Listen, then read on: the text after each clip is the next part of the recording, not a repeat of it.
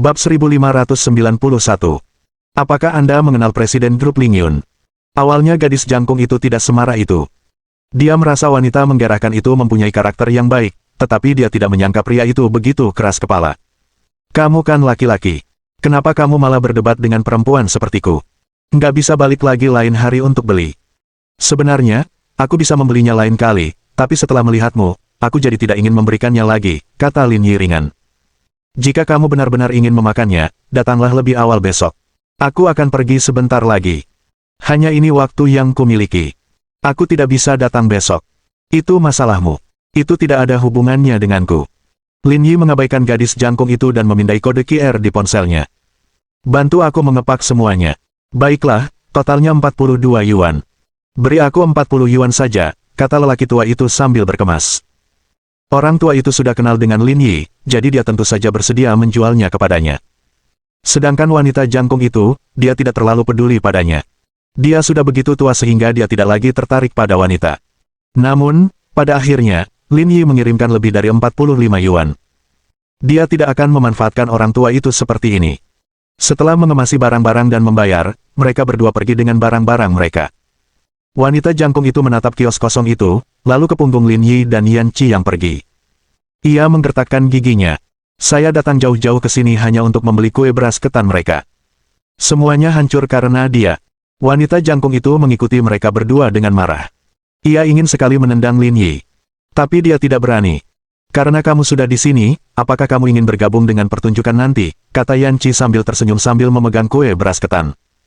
Dengan levelku, menurutmu aku bisa bergabung di jurusan apa?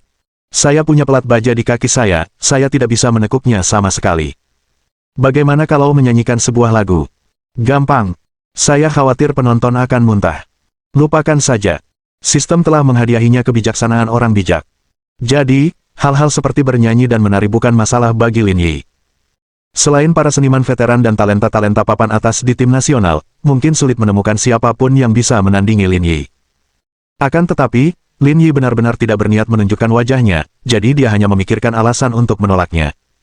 Jika bukan karena Ji Qingyan, dia mungkin tidak akan datang hari ini. Baiklah kalau begitu. Yan Qi tersenyum dan berkata, tapi aku merasa dengan wajahmu, selama kamu berdiri di panggung, tidak ada yang akan peduli seberapa bagus kamu bernyanyi. Itulah mengapa aku menjadi idola. Biarkan aku menjaga citraku. Mendengar percakapan mereka berdua, perempuan jangkung itu tertegun sejenak. Ia mengumpat dalam hati. Mungkinkah dia karyawan kedua perusahaan itu? Apakah dia menghadiri rapat tahunan malam ini? Wanita jangkung itu terus mengamati Lin Yi. Memangnya kenapa kalau dia tampan? Dia sama sekali tidak punya sikap sopan.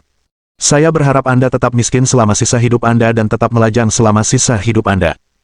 Perlahan, mereka berdua kembali ke hotel. Jumlah karyawan yang datang untuk menghadiri pesta tahunan pun berangsur-angsur bertambah. Untuk menghindari timbulnya kecurigaan, Yan Qi berpisah dari Lin Yi setelah memasuki hotel. Lin Yi melihat arlojinya dan menyadari masih ada waktu luang, jadi dia pergi ke kafe di area istirahat untuk menunggu pertunjukan dimulai. Seiring berjalannya waktu, jumlah orang di hotel bertambah. Bahkan, suara stereo yang memekakkan telinga pun terdengar. Lin Yi benar-benar bosan. Karena itu, ia mengeluarkan ponselnya dan bermain game dengan Sugar. Di ruang ganti di belakang panggung, wanita jangkung itu membuka pintu dan masuk. Ia kemudian melepas topeng dan kacamata hitamnya. Wanita itu memiliki wajah oval yang cantik, fitur wajah yang indah, dan kulit yang cerah. Setelah bedak lepas dari topinya, rambut hitam panjangnya yang terekspos membuatnya tampak lebih cantik dan anggun. Dia sungguh menarik perhatian. Nona Tang, saya penggemar Anda. Bolehkah saya berfoto dengan Anda, kata seorang karyawan Ling Yun Group. Karena pertunjukan malam itu, karyawan dari kedua perusahaan turut berpartisipasi, jadi mereka semua memutuskan untuk merias wajah mereka di sini. Nama wanita jangkung itu adalah Tang Xiao Xiao, dan dia adalah bintang ternama di dunia musik Huaxia. Perilisan album pertamanya, Starry Sky, menyapu bersih tangga lagu utama industri hiburan, dengan hampir setiap lagu dianggap sebagai klasik dan semakin populer di berbagai platform video pendek. Kalau saja Ling Yun Group tidak punya banyak uang, mereka tidak akan bisa mengundangnya, sehingga dia menjadi tamu istimewa. Bisa dilakukan. Tang Xiao Xiao berpose dan berfoto dengan karyawan wanita tersebut. Kemudian, beberapa karyawan lain menghampirinya, ingin berfoto dan meminta tanda tangannya. Tang Xiao Xiao pun mengiyakan satu persatu dan tidak berpura-pura. Bukankah kamu bilang mau beli kue beras ketan? Kenapa kamu pulang dengan tangan kosong? Manajer Tang Xiaoxiao bertanya saat dia sedang merias wajah. Jangan dibahas. Aku bisa mati karena marah. Tak banyak yang tersisa, tapi semuanya direnggut oleh orang keji. Aku tak bisa tidur nyenyak malam ini tanpa memakan kue beras ketan mereka. Tidak mungkin. Dia tidak mengizinkanmu makan. Aku menutupi diriku. Dia tidak tahu siapa aku. Itu tidak perlu. Hanya dengan melihat bentuk tubuhmu saja, orang bisa tahu kalau kamu cantik.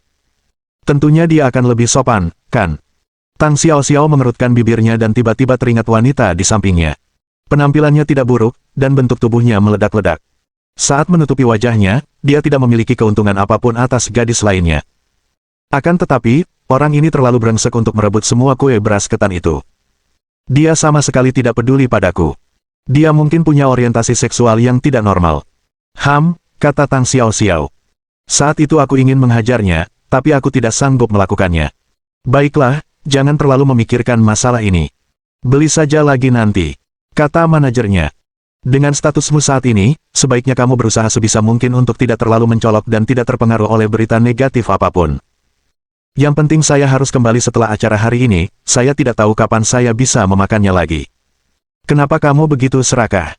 Manajernya memutar matanya dan berkata, saat kita kembali, aku akan meminta teman-temanku di sini untuk membelikannya untukmu dan mengirimkannya ke Yanjing. Kau sendiri yang mengatakannya. Jangan menarik kembali kata-katamu. Tapi biar ku jelaskan dulu. Kamu boleh beli ketan, tapi jangan makan terlalu banyak. Akhir-akhir ini bentuk tubuhmu bagus. Jangan sampai gemuk lagi. Iya, ini cuma kue ketan. Tenang saja. Nggak akan bikin aku gemuk. Berhenti, berhenti, berhenti. Aku sudah berbaik hati mengizinkanmu makan kue beras ketan. Jangan coba-coba menawar denganku. Tang Xiaoxiao memutar matanya dan mengerutkan bibirnya tanpa berkata apa-apa.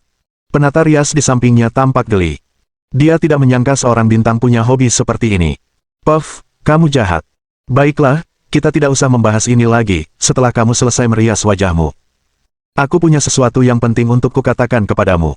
Petik 2. Ada apa? Kamu sudah dapat kontrak endorsementnya. Lebih penting dari itu, kata manajer itu. Kita bicarakan nanti setelah kamu selesai merias wajahmu. Tang Xiaoxiao menduga ini mungkin masalah pribadi. Ada orang luar di sini, jadi tidak nyaman bagi mereka untuk menguping. Sekitar setengah jam kemudian, Tang Xiaoxiao selesai merias wajahnya dan pergi ke kamar yang disediakan oleh hotel. Kakak Ma, apa yang ingin kamu katakan padaku? Apakah Anda kenal Presiden Lingyun Group? Bab 1592. 3 pengukuran juga merupakan kriteria penilaian. Aku di sini cuma mau nyanyi. Buat apa aku tahu tentang dia? Tang Xiaoxiao berkata dengan acuh tak acuh. Manajer itu berkata dengan kesal, jika aku tidak merawatmu selama beberapa tahun terakhir, kamu tidak akan berkembang sampai titik ini bahkan jika kamu bekerja sampai mati. Jangan bilang begitu. Presiden mereka sama sekali tidak ada hubungannya denganku, kata Tang Xiaoxiao. Kamu nggak mau aku makan sama dia, kan? Sudah ku bilang, jangan pernah mikirin hal kayak gitu. Aku nggak setuju. Kamu jadi marah dan mengamuk. Ini sama sekali tidak ada hubungannya dengan emosiku. Membayangkan makan dengan pria parubaya yang berminyak itu membuatku mual. Aku sama sekali tidak tertarik, kata Tang Xiaoxiao. Dan percayalah, orang-orang sukses zaman sekarang ini semuanya terlihat tidak serius di luar, tapi sebenarnya mereka jahat. Mereka hanya ingin memanfaatkan perempuan. Aku tidak mau bertemu dengannya. Pantas saja orang bilang kamu begitu santai. Kamu bahkan tidak tahu tentang hal-hal seperti ini, kata agen itu. Saya bisa pastikan, dengan sepenuh hati, bahwa Presiden Lingyun Group masih sangat muda, mungkin belum genap 30 tahun, dan sangat tampan. Jika Anda makan malam dengannya, Anda akan mendapatkan manfaatnya. Benarkah? Pria tampan. Sungguh.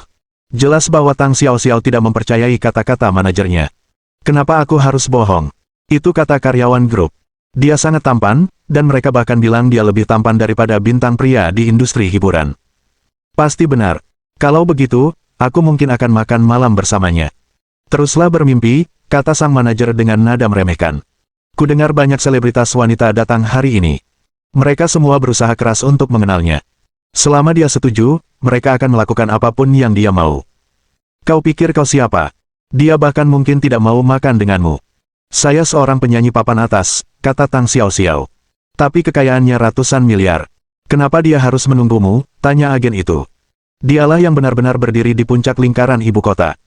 Hanya dengan sepatah kata darinya, bahkan CEO perusahaan kita pun harus berlutut dan bersujud. Jika kau bisa berteman dengan seseorang selevelnya, masa depanmu di industri hiburan pasti akan mulus. Lupakan saja, aku tidak ingin hanya menghangatkan tempat tidur seseorang. Kamu tidak bisa melepaskan harga dirimu, bukan? Tang Xiaoxiao mengangguk tanda setuju secara diam-diam. Tang Xiaoxiao juga ingin dekat dengan taipan muda dan tampan tersebut. Namun, dia adalah orang yang sangat peduli dengan harga dirinya. Dia tidak bisa melepaskan harga dirinya untuk melakukan hal seperti itu. Kemungkinan dia tidur dengannya bahkan lebih mustahil. Jangan khawatir. Aku akan membantumu menghubunginya. Kau masih punya keuntungan besar dibandingkan tamu-tamu lain. Kalau kau dapat kesempatan ini, kau harus memanfaatkannya dengan baik. Baiklah, aku mengerti apa yang harus kulakukan. Asalkan kalian tahu apa yang harus dilakukan. Persiapkan dengan baik. Pertunjukan akan segera dimulai. Berusahalah untuk tampil sebaik mungkin dan buat presiden senang. Ini akan memberi kita banyak peluang di masa depan. Baiklah, aku mengerti. Saat waktunya semakin dekat, pertemuan tahunan kedua perusahaan akan segera dimulai. Tidak hanya orang-orang dari grup Lingyun, tetapi Lin Yi juga melihat banyak mantan karyawan grup Chaoyang yang telah merawatnya dengan baik di masa lalu. Namun kini, identitas mereka telah berubah. Selain Wang Ying, staf lainnya tak bisa setenang sebelumnya saat menghadapi Lin Yi. Berdiri di depan Lin Yi, Wang Ying melihat arlojinya. Presiden Ji datang. Saya pergi dulu. Pergi. Lin Yi menepuk pantatnya dan melihat Wang Ying pergi. Tidak lama kemudian, Ji Qingyan dan He Yuan masuk. Namun, selain mereka berdua, ada pula anteknya, Gao Zongyuan, yang juga datang ikut bersenang-senang. Ji Qingyan mengenakan gaun merah yang telah dipilihnya sehari sebelumnya. Saat ia mengenakannya, gaun itu terasa seperti dibuat khusus untuknya. Setiap inci gaun itu pas, membuatnya tampak seperti lukisan. Sejak zaman dahulu, merah dan biru selalu dipadukan.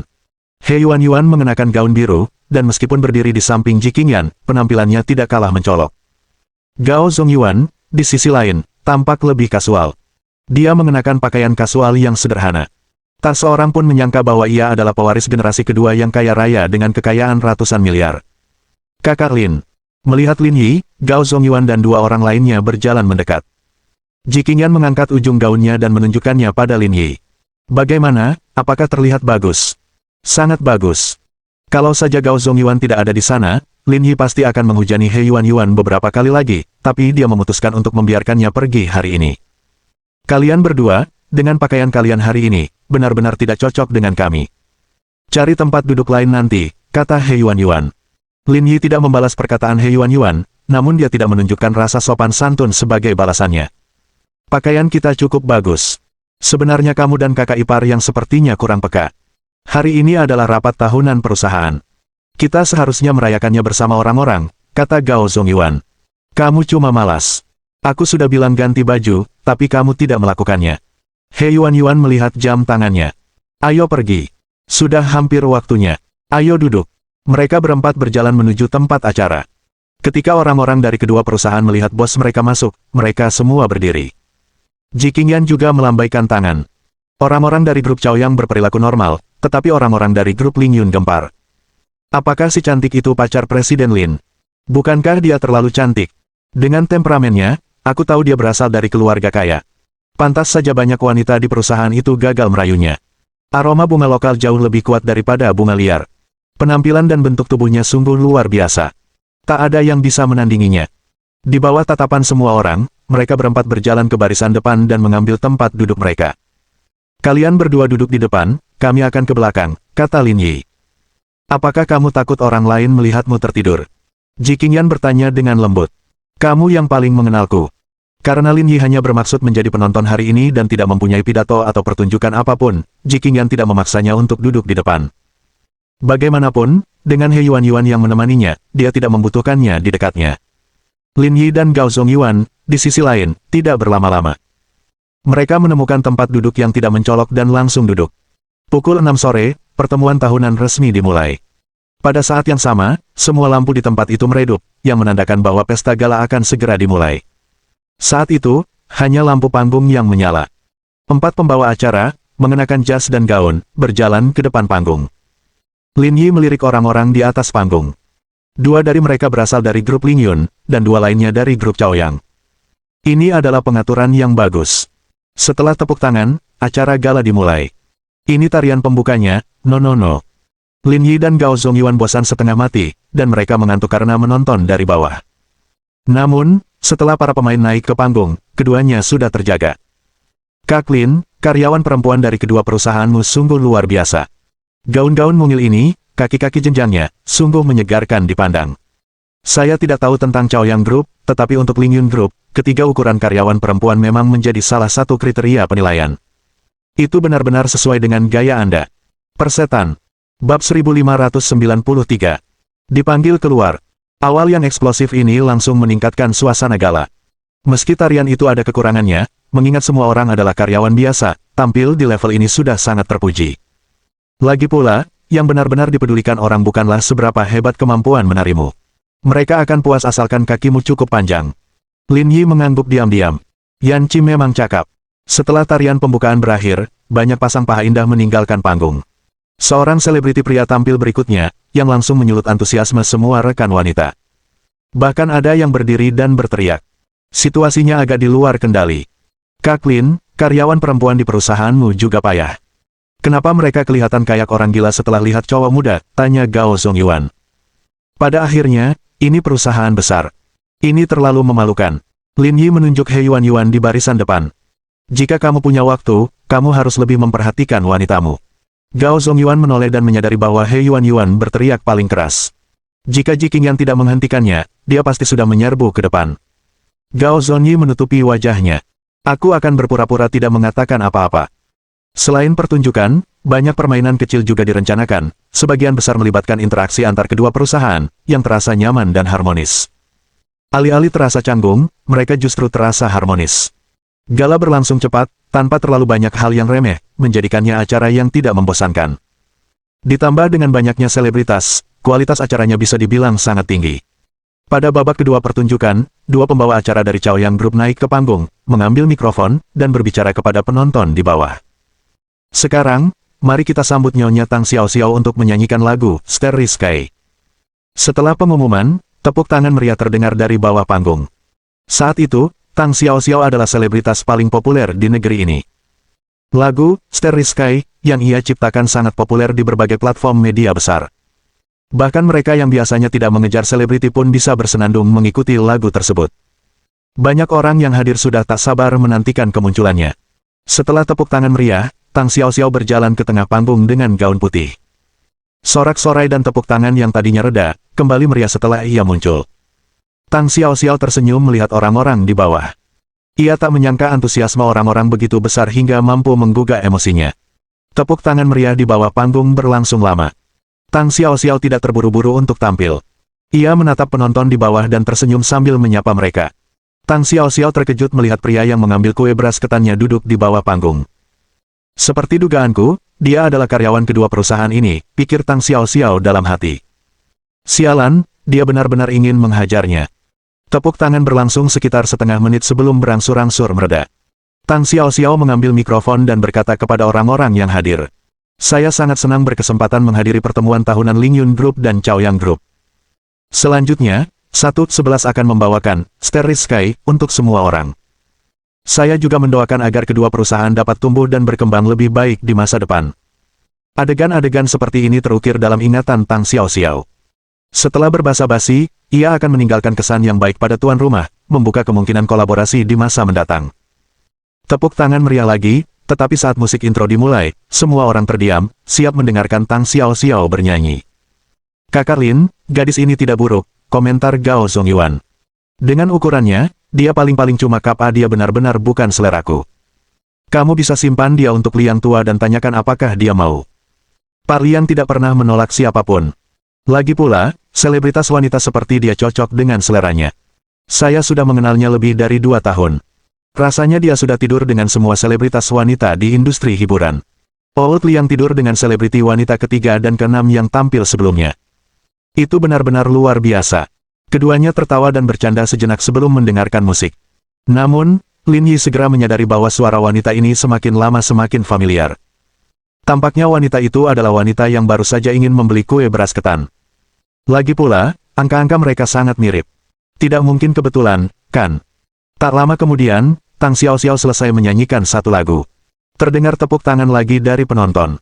Satu lagu lagi. Satu lagu lagi. Satu lagu lagi. Mendengar sorak-sorai di bawah panggung, suasana hati Tang Xiao Xiao memuncak. Energi yang diberikan orang-orang ini terasa lebih antusias daripada beberapa penggemarnya. Tanpa sadar, tatapan Tang Xiao Xiao tertuju pada Lin Yi. Ia menyadari bahwa pihak lain sama sekali tidak menatapnya. Malah, ia tertidur dengan kepala bersandar di tangannya. Dia bernyanyi di atas panggung, tetapi dia sebenarnya sedang tidur. Ini sungguh tidak sopan. Tang Xiao Xiao merasa seperti ditampar di wajahnya. Apa yang kau lakukan? Kenapa masih linglung? Manajernya berbicara melalui telinganya. Baru saat itulah Tang Xiao Xiao menyadari bahwa dia telah kehilangan ketenangannya. Berdasarkan kontrak, dia akan menyanyikan 2 lagu hari ini, dan dia sedang bersiap untuk membawakan lagu kedua. Memegang mikrofon, Tang Xiao Xiao hendak mulai bernyanyi ketika dia tiba-tiba mendapat ide, dan dia berbicara kepada penonton di bawah.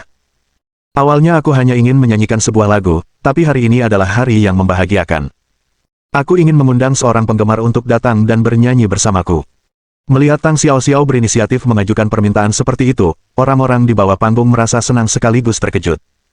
Akan sangat menyenangkan jika mereka mendapat kesempatan untuk berada di panggung yang sama dengan selebritas ini. Semua orang menantikannya, berharap Tang Xiao Xiao akan memilih mereka. Beberapa menit kemudian, semua orang mendengar Tang Xiao Xiao berkata, "Anak laki-laki berjaket hitam di baris kelima."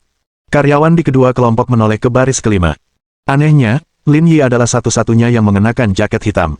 Kali ini, tak seorang pun berkata apa-apa. Ia telah memilih Presiden Lin.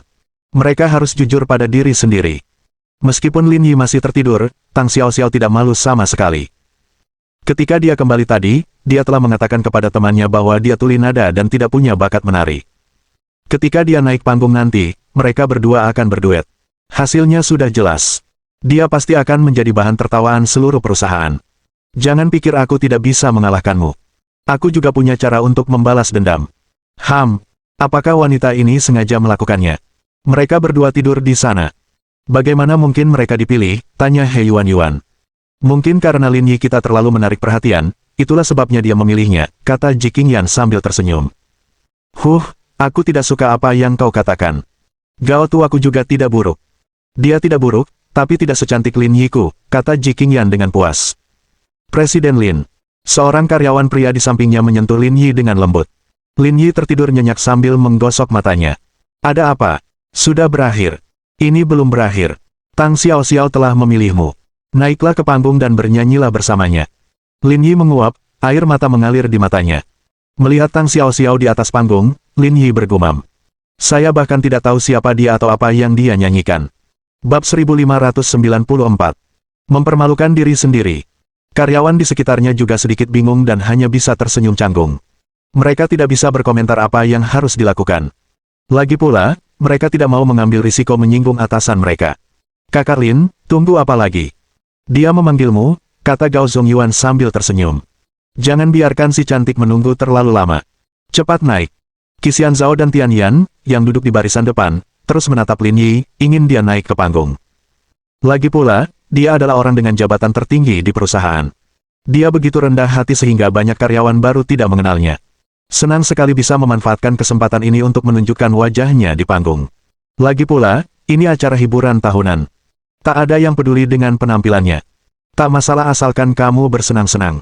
Lagi pula, siapa yang berani mengejek bosnya? Lin Yi tidak punya pilihan selain bangkit dan naik ke panggung. Namun, tatapannya tertuju pada Tang Xiao Xiao, dan ia 70% yakin bahwa wanita ini adalah wanita yang sebelumnya ingin membeli kue beras ketan. Penampilan Lin Yi di panggung mengundang tepuk tangan meriah dari penonton. Sekelompok karyawan wanita bahkan mengalami orgasme intrakranial. Bos Lin terlalu tampan. Benarkah? Dia dengan mudah melampaui semua selebritas daging segar yang pernah naik panggung. Dia kaya dan tampan. Akan sempurna jika dia suka tidur dengan karyawan wanita. Di atas panggung, Lin Yi dan Tang Xiao Xiao berdiri berdampingan saat yang pertama berkata dengan suara rendah. Kamu pasti wanita yang baru saja membeli kue beras ketan itu. Kamu mengenaliku. Aku bisa tahu dari suaramu, kata Lin Yi ringan. Kau mencuri kue beras ketanku, tapi aku mengundangmu bernyanyi bersamaku di atas panggung. Tak ada orang lain yang bisa membayangkan kehormatan seperti itu. Kau tak perlu terlalu tersentuh. Aku bahkan tahu siapa dirimu. Kenapa aku harus merasa terhormat, kata Lin Yi. Lagi pula, aku tidur nyenyak. Kenapa kau meneleponku? Tidakkah menurutmu mengganggu istirahatku itu tidak bermoral?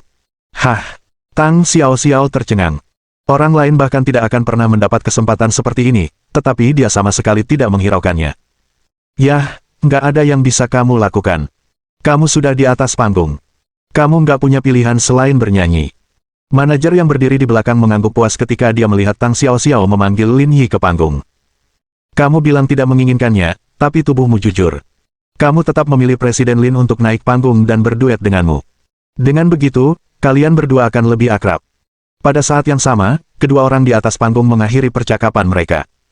Tang Xiaoxiao berkata kepada penonton di bawah panggung. Selanjutnya, saya akan menyanyikan sebuah lagu bersama karyawan perusahaan ini. Lagunya akan dipilih oleh karyawan tersebut. Para eksekutif di bawah panggung mengeluarkan ponsel mereka dan mengarahkan kamera ke Lin Yi, mencoba menyanjungnya. Saya biasanya tidak mendengarkan musik. Lin Yi mengatakan yang sebenarnya. Dia hanya mendengarkan musik saat kuliah, tetapi setelah lulus, dia pada dasarnya mengucapkan selamat tinggal pada hobi mendengarkan musik. Tidak apa-apa. Kamu bisa pilih apa saja. Aku tidak masalah dengan apapun. Kalau kamu benar-benar tidak tahu apa-apa, kita bahkan bisa menyanyikan lagu anak-anak. Ini hanya untuk memeriahkan suasana, kata Tang Xiaoxiao dengan nada menyombongkan diri. Kurasa kau hanya ingin mempermalukanku, kan, kata Lin Yi lembut. Jangan banyak bicara. Ini rapat tahunan perusahaan. Kami hanya berusaha menikmati diri sendiri. Sekalipun kamu tidak sependapat, tidak akan ada yang berkomentar, kata Tang Xiaoxiao. Lagi pula, bukankah baik mengorbankan dirimu demi hiburan orang lain? Sial. Lin Yi mengumpat dalam hati, ia tak menyangka akan ditipu oleh gadis kecil ini hari ini. Baiklah kalau begitu, mari kita menyanyikan lagu lama, Dataran Tinggi Qinghai Tibet. Dataran Tinggi Qinghai Tibet. He Yuan mengeluarkan ponselnya dengan gembira saat mendengar Lin Yi akan menyanyikan lagu ini. Ini tanah yang langka. Aku harus merekamnya. Haha. Kakak senior, seleranya terlalu buruk. Zaman apa ini? Dia masih ingin menyanyikan Dataran Tinggi Qinghai Tibet. Ji Qingyan juga menutupi wajahnya dengan kedua tangannya. Dia tuli nada dan biasanya tidak mendengarkan lagu. Namun, bahkan dia tahu bahwa lagu Qinghai Tibet Plateau sudah ketinggalan zaman. Rapat tahunan perusahaan adalah waktu perayaan. Apapun yang kamu nyanyikan, yang penting semua orang senang. Di sisi lain, Ji Qingyan tidak peduli dengan hal ini. Malahan, ia sedikit bersemangat. Apakah kamu yakin tentang ini? Tanya Tang Xiaoxiao.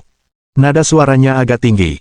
Kalau kamu bukan profesional, suaramu bakal pecah. Saya harap kamu baik-baik saja. Saya yakin saya akan baik-baik saja. Setelah mengatakan itu, Tang Xiaoxiao mengaitkan jarinya ke arahnya. Kalau kamu siap, ayo kita mulai. Lin Yi bersiap untuk bernyanyi, dan staf di belakang panggung segera menemukan lagu pengiring untuk Dataran Tinggi Qinghai Tibet. Meski lagu itu agak lama, para karyawan wanita di perusahaan itu masih mendengarkannya dengan penuh semangat. Presiden akan terdengar bagus menyanyikan apapun. Lagu pembuka berakhir dengan cepat. Lin Yi memegang mikrofon dan bersiap untuk bernyanyi kapan saja. Tang Xiaoxiao berpura-pura tenang, tetapi sebenarnya dia sedang bersukacita dalam hatinya dan bersiap-siap melihat Lin Yi mempermalukan dirinya sendiri. Siapa yang membawa panggilan kuno? Siapakah yang meninggalkan harapan selama 1000 tahun? Lin Yi baru saja menyanyikan 2 baris, namun semua orang tercengang. Meskipun itu lagu yang sangat lama, mengapa kedengarannya begitu bagus jika diucapkan oleh sang presiden? Tekniknya terlalu bagus. Orang awam menyaksikan pertunjukan, sementara para ahli menyaksikan seni. Di samping, mata Tang Xiaoxiao melebar dan kepalanya mulai berdengung. Memulai dengan nada tinggi dan masih bernyanyi dengan mantap. Bagaimana dia bisa mengikuti itu? Paling tidak, harus E4, meski hanya untuk bagian klimaks lagu, itulah puncak yang dicapainya. Tapi dia memulainya dengan itu, bagaimana dia bisa bernyanyi sekarang? Lagi pula, bukankah dia mengatakan bahwa dia tuli nada? Bagaimana dia bisa bernyanyi begitu baik? Ji Qingyan meraih tangan He Yuan dengan penuh semangat. Lihat Lin Yi kita. Dia bernyanyi dengan sangat baik. Gao tuamu pasti tidak bisa melakukan hal seperti ini. He Yuan mengerutkan bibirnya, terkejut dengan kemampuan menyanyi Lin Yi. Sungguh sangat mengesankan. Tak lama kemudian, Lin Yi selesai menyanyikan bagiannya dan memberi isyarat kepada Tang Xiaoxiao untuk memulai. Yang terakhir sedikit bingung. Jika dia terus bernyanyi dengan nada ini, suaranya pasti akan pecah. Dia harus menurunkan nadanya. Karena tidak berdaya, Tang Xiaoxiao mengurangi bagian terakhir kerentang yang dapat dia kendalikan. Dengan ini, dia berhasil menyelesaikan perannya. Beberapa karyawan yang biasanya suka mendengarkan musik dengan cepat menyadari perbedaan antara keduanya. Tang Xiaoxiao telah kalah dari presiden dalam aspek ini. Jika aura selebritasnya diabaikan, kemampuan menyanyinya tampaknya tidak lebih baik daripada sang presiden. Kenapa kamu menurunkan kuncinya? Sepertinya kemampuanmu agak kurang. Lin Yi menyerahkan mikrofon kepada pembawa acara dan meninggalkan panggung. Tang Xiaoxiao sangat malu, tetapi dia hanya bisa berusaha sebaik mungkin menyembunyikannya. Pada akhirnya, dia hanya bisa menyanyikan satu lagu lagi dalam upaya membuat semua orang melupakan apa yang baru saja terjadi. Saat Tang Xiaoxiao, penampil penutup, turun dari panggung, pertemuan tahunan pun mendekati akhir. Yang tersisa adalah para pemimpin perusahaan menyampaikan pidato, menantikan masa depan perusahaan dan memberikan berkat tahun baru. Namun, Tang Xiaoxiao hanya bisa kembali ke belakang panggung untuk menghapus riasannya tanpa minat. Xiaoxiao, kerja bagus. Aku sudah kenal kamu lama, tapi aku nggak sadar kalau meskipun kelihatan dingin di luar, kamu ternyata agak berapi-api di dalam, kata manajer itu saat masuk. Bab 1595. Mengunjungi Lu Beichen. Apa yang telah kulakukan? Tang Xiaoxiao tercengang. Aku tidak percaya kamu masih berpura-pura.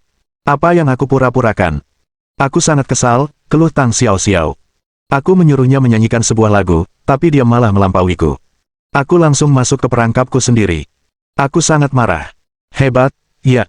Kalau kamu bisa nyanyi lebih bagus dari dia, hasilnya pasti bakal buruk. Apa yang kau bicarakan? Dengan kemampuanku, bukankah memalukan jika aku tidak bisa mengalahkannya, kata Tang Xiaoxiao. Lagi pula, barusan, sebagian besar penonton sepertinya sudah tahu perbedaan di antara kita. Kalau ini diunggah daring oleh orang iseng, itu akan digunakan sebagai alat untuk menjatuhkan saya. Jangan khawatir, aku tidak akan. Masalah kecil ini tidak akan memengaruhimu, kata agen itu. Yang penting, orang yang kamu hubungi itu Presiden Lingyun Group. Nah, sekarang kita bisa coba mendekatinya, jadi kamu sudah bekerja dengan sangat baik. Hah? Tang Xiaoxiao tertegun dan merasa sedang berhalusinasi. Apa katamu? Dia Presiden Lingyun Group. Tentu saja, itu sungguhan, kata manajernya. Di sisi lain, kau pura-pura sombong padaku tadi. Aku tak menyangka kau akan mengundangnya ke panggung untuk bernyanyi. Kau memang dingin, tapi diam-diam kau gadis yang penuh gairah. Tang Xiaoxiao tertegun untuk waktu yang lama. Dia adalah Presiden Grup Lingyun. Kau pikir aku akan berbohong soal ini? Kau terkejut. Dia sangat tampan, kan, kata manajer itu sambil terkekeh. Jangankan kamu, bahkan wanita tua sepertiku pun sedikit tergoda. Tapi dia Presiden Lingyun Group. Kenapa dia duduk di belakang? Seharusnya dia duduk di barisan depan. Kenapa lagi mereka bilang dia tidak mencolok? Dia duduk di belakang karena tidak mau menunjukkan wajahnya. Tapi, kamu cukup pintar. Kamu berhasil membuatnya naik panggung. Lumayan, lumayan. Ekspresi Tang Xiaoxiao hancur, dia ingin mati saja. Di luar, pertemuan tahunan akan segera berakhir. Agar lebih menarik, Lin Yi bahkan membagikan 2 juta yuan dalam bentuk angpau di akhir acara. Ini bisa dianggap sebagai penutup yang sempurna untuk gala ini. Beberapa hari berikutnya adalah liburan tahun baru. Bagi orang dewasa, hari itu adalah hari yang sibuk. Mereka perlu mempersiapkan diri untuk tahun baru. Ji Qingyan telah membeli banyak barang. Dia tidak hanya membeli baju baru untuk Lin Yi, tetapi juga untuk orang tuanya. Bahkan Qin Yingyue, yang berada jauh di Dora, pun tak terlupakan. Ji Qingyan sangat perhatian. Berapa hari Anda akan tinggal di Yangcheng tahun ini? 2 hari sebelum malam tahun baru, dia bertanya. Aku akan kembali pada hari keempat tahun baru Imlek. Lin Yi berpikir sejenak dan berkata. Ada beberapa kerabat di rumah yang ingin berkunjung, dan ada beberapa pemimpin senior yang biasanya merawat saya dengan baik, saya juga perlu mengunjungi mereka. Saya akan berusaha menyelesaikan semua ini secepat mungkin dan akan segera kembali kepada Anda. Aku tidak terburu-buru. Aku hanya bertanya. Ji Yanyan berkata dengan enggan. Meskipun Lin Yi akan kembali dalam beberapa hari, Ji Qingyan, yang sudah terbiasa dengan gaya hidup ini, masih belum rela berpisah dengannya. Ia ingin sekali menghabiskan setiap hari bersamanya. Kamu tidak terburu-buru, tapi aku sudah terlambat. Lin Yi mencubit pipinya. Aku harus segera kembali, aku tidak bisa tidur nyenyak tanpamu. Cek, kamu sudah dewasa, tapi masih saja ngomong kayak gitu. Apa kamu nggak punya malu? Sama halnya denganmu. Aku perempuan. Aku bisa, tapi kamu tidak. Lin Yi tersenyum dan membelai rambut panjang Ji Qingyan. Aku akan kembali dalam beberapa hari. Tunggu aku di rumah. Oke. Setelah itu, Lin Yi mengantar Ji Qingyan pulang, menyetir sendiri ke bandara, dan menaiki jet pribadinya. Namun, di pesawat itu, selain awak pesawat, ada juga Liang Ruoxu. Seperti tahun-tahun sebelumnya, dalam keadaan normal, Liang Ruoxu tidak diizinkan pergi. Meskipun tahun baru, ia harus tetap bertugas di sini. Akan tetapi, para petinggi mengetahui latar belakangnya dan tentu saja tidak berani memaksanya tinggal di sana, jadi mereka membiarkannya pulang. Oleh karena itu, dia bergegas kembali ke Yanjing bersama Lin Yi hari ini. Apakah kamu sudah menyelesaikan masalahmu? Tanya Liang Ruoxu. Apakah kamu yakin ingin kembali ke Yanjing bersamaku? Tentu saja. Setidaknya aku bisa melakukan ini. Puff, teruslah membual. Lin Yi tersenyum dan tidak berkata apa-apa. Ia duduk di kursi dan memejamkan mata untuk beristirahat. Ngomong-ngomong, para petinggi tampaknya telah mengeluarkan kebijakan yang menguntungkan bagi Kabupaten Dongsan. Dalam perjalanan, Liang Ruoxu berkata, ini akan disetujui segera setelah tahun baru, dengan rencana untuk mengubahnya menjadi zona demonstrasi bagi industri teknologi tinggi. Apakah Anda dapat menerima manfaat dan preferensi tambahan di luar ini tergantung pada suasana hati para petinggi. Lalu, Kabupaten Dongsan juga bisa mendapatkan keuntungan, kan? Tentu saja, rencana tersebut juga mencakup pengembangan kota-kota kabupaten, tetapi cakupannya masih belum pasti. Semuanya tergantung pada niat para petinggi. Hanya itu yang aku butuhkan. Situasi di Kabupaten Dongsan sudah baik sejak awal. Ditambah dengan kebijakan baru, mungkin tak lama lagi ia akan menyelesaikan misi pengentasan kemiskinan. Lin Yi melakukan beberapa perhitungan. Profesi petani memakan waktu hampir 1 tahun. Bisa dibilang, itu yang terlama. Akan tetapi, itu juga merupakan profesi yang memberinya keuntungan paling banyak. 2 jam kemudian, pesawat mendarat di Yanjing. Mereka berdua makan di luar, dan kemudian Lin Yi mengirim Liang Ruoxu pulang, bersama dengan hadiah yang dibelinya. Namun, Lin Yi tidak masuk. Ia meninggalkan barang-barangnya di pintu dan pergi. Dalam bisnis, dia dan Shen Sui bisa dikatakan sangat dekat, tetapi dia masih perlu menjaga jarak jika menyangkut hubungannya dengan Liang Ruoxu. Setidaknya sekarang bukan saat yang tepat untuk bertemu. Setelah pergi, Lin Yi tidak pergi ke bandara. Sebaliknya, dia menelepon Lu Beichen dan memberitahunya bahwa dia telah tiba di Yanjing. Sebelum datang ke Yanjing, keduanya sudah berkomunikasi melalui telepon dan berencana bertemu malam itu. Setelah panggilan telepon, Lin Yi membeli beberapa barang dan pergi ke halaman Departemen Staf Umum untuk mengunjungi rumah Lu Beichen. Ayo, masuklah. Melihat Lin Yi di luar pintu, istri Lu Beichen, Song Yuzhen, menyambutnya masuk. Antusiasme Song Yuzhen membuat Lin Yi ragu. Dia juga seperti ini saat pertama kali bertemu. Seolah-olah dia memperlakukannya seperti teman. Lihat dirimu. Kalau mau berkunjung, ya sudah. Kenapa masih perlu membelikan kami hadiah-hadiah ini? Kalau begini lagi, aku tidak akan mengizinkanmu datang. Itu bukan sesuatu yang berharga. Lin Yi terkekeh. Pada saat ini, Lu Beichen berjalan ke pintu. Cepat masuk. Makanannya sudah siap. Kami hanya menunggu kedatanganmu. Maafkan aku karena melakukan hal besar sepertimu, tunggu saja aku. Nak, jangan bercanda denganku. Cepat masuk. Lu Beichen membawa Lin Yi ke meja makan. Total ada 8 hidangan. Semuanya tampak biasa saja. Seharusnya Song Yuzhen yang memasaknya. Semuanya masakan rumahan dan tidak selezat hidangan di restoran. Lu Beichen mengambil sebotol anggur tanpa label dan menuangkan segelas untuk Lin Yi. Apakah kamu meneleponku dan meminta bertemu karena kamu mengalami sesuatu yang rumit? Bab 1596. Hal-hal lama. Bukankah tahun baru sudah cukup untuk dirayakan? Lagi pula, kau tetap bosku. Setidaknya kau harus memberiku kesempatan untuk menjilatmu. Lu Beichen memegang gelas anggurnya dan melihat apa yang dibeli Lin Yi. Sekotak susu murni dan sekotak ceri. 2 hal ini jika digabungkan tidak seberharga segelas anggur putih yang baru saja kau minum. Apa kau yakin kau di sini untuk menjilatku, bosmu? Tanya Lu Beichen. Bagi saya, ini lebih seperti tamparan di wajah.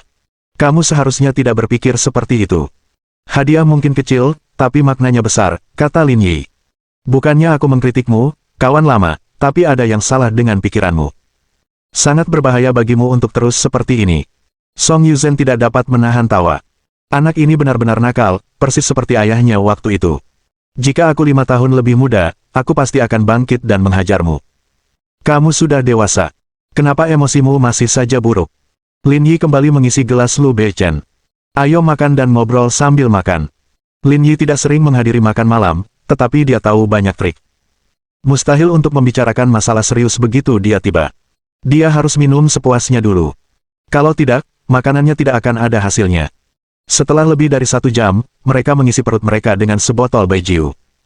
Lu Beichen meletakkan gelasnya dan menggigit kacang. Sudah waktunya.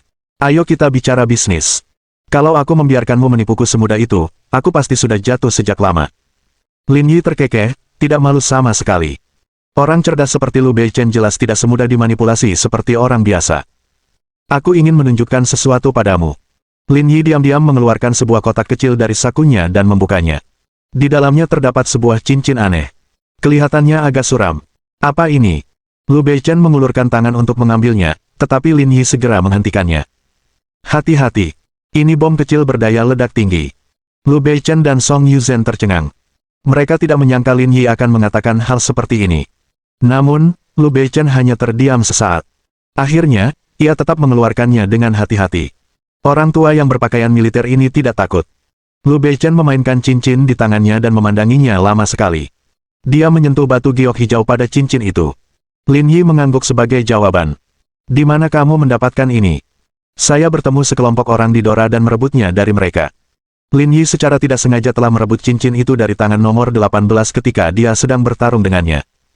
Awalnya, Lin Yi tidak tahu bahwa cincin itu berisi alat peledak. Setelah Song Jinmin masuk ke dalam mobil, ia mengetahui bahwa dua orang lainnya telah menghancurkan diri sendiri melalui cincin ini. Lalu, ia dengan hati-hati menyembunyikannya. Kamu pergi ke Dora. Apakah Liu Hong yang mengatur agar kamu pergi ke sana?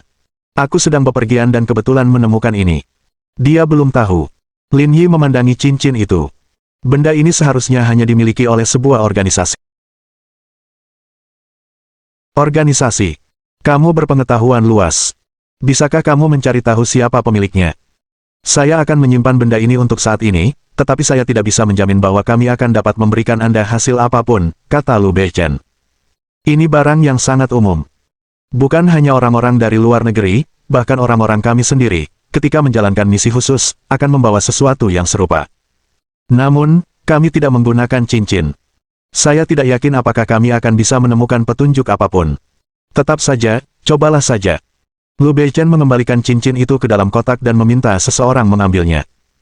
Kembali ke meja makan, Lu Beichen mengambil seteguk makanan dingin dan berkata, saya dengar dari Liu Hong bahwa ada kecelakaan di Dora. Jeffrey pergi membawa barang-barangnya.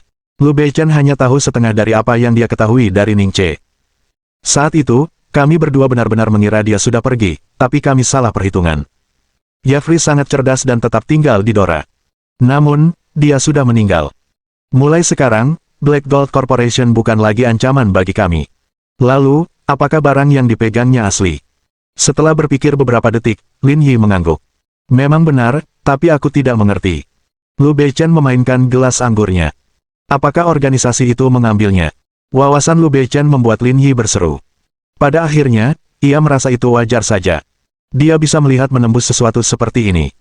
Fakta bahwa mereka mampu merampas sesuatu dari Anda berarti organisasi ini tidak sederhana.